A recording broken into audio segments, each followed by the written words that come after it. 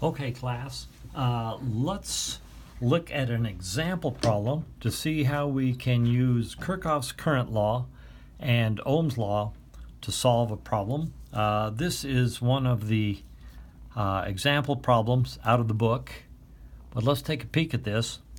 So for this circuit, we want to find VO, where VO is the voltage across this 12 ohm resistor, and I sub O, where I sub O is the current through the 2 ohm resistor. So let's just look at the topography of this and see if we can spot anything that might help us. So the first thing I notice is that all four of these elements are in parallel.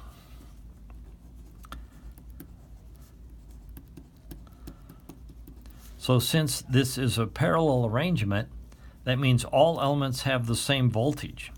Notice that we have two nodes in this case. We have one node all across the top, and we have another node all across the bottom. So whatever voltage is here is the same as the voltage there, is the same as the voltage here, is the same as the voltage there. All right, so here's the first thing we notice. All elements have the same voltage. And as it turns out, that voltage is V sub 0. So that means we have V0 here, V0 there, and V0 here. And I'm going, although it's obvious, I'm going ahead and labeling it on the graph, because if it's written down in front of me, some things you might miss otherwise you can see. All right, so Kirchhoff's current law. Let's see if we can use KCL. Basically, Kirchhoff's current law, let's see if we call this node 1 up here at the top and this node 2. If I take the current in and out of node 1,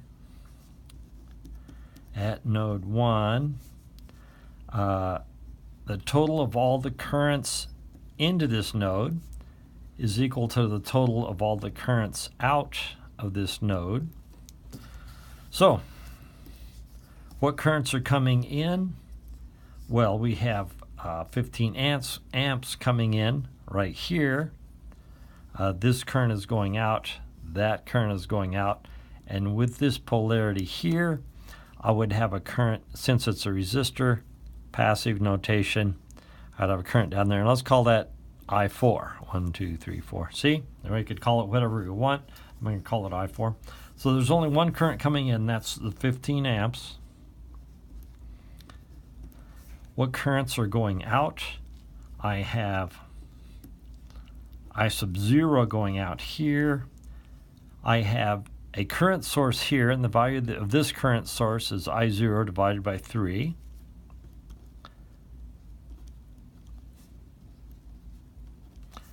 And then I have I4 going out as well. Okay, so there's my Kirchhoff's current law. Now this, while this equation is useful, it's not, or excuse me, it's true, it's not useful because I have one equation and two unknowns. It'd be nice if we could express I4 in terms of I0, so let's look around and see how we could do that. Notice that we could write I4 in terms of Ohm's law. So I'm going to use Ohm's law.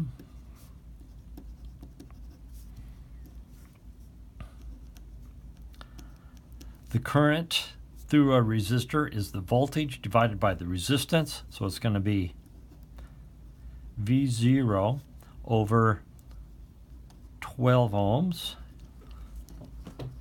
All right, so well, I could substitute that in right here, but I still wouldn't have it quite in the right terms. But look right over here. I've got V0 here, here, and here. So V0, here I have a relationship between V0 and I sub 0. So at the 2 ohm resistor, V0, V equals IR. So the voltage here would be this current times the resistance, 2 ohms, V equals IR.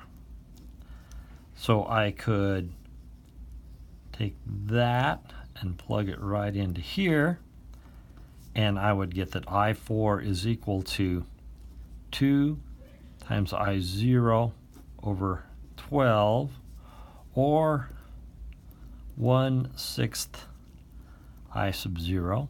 Now that's I4 is equal to 1/6 I sub 0. So I can take that and plug it in right up there. So let's call this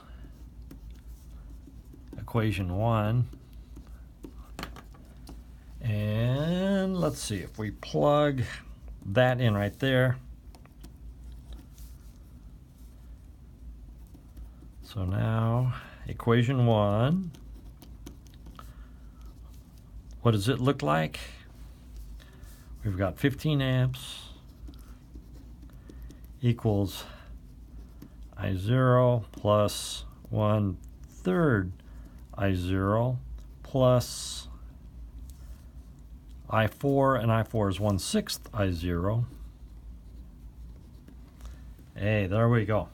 So now I have one equation and one unknown, and I'm going to pause the video here because you guys don't need to watch me do algebra. I'm going to go do some algebra and solve this.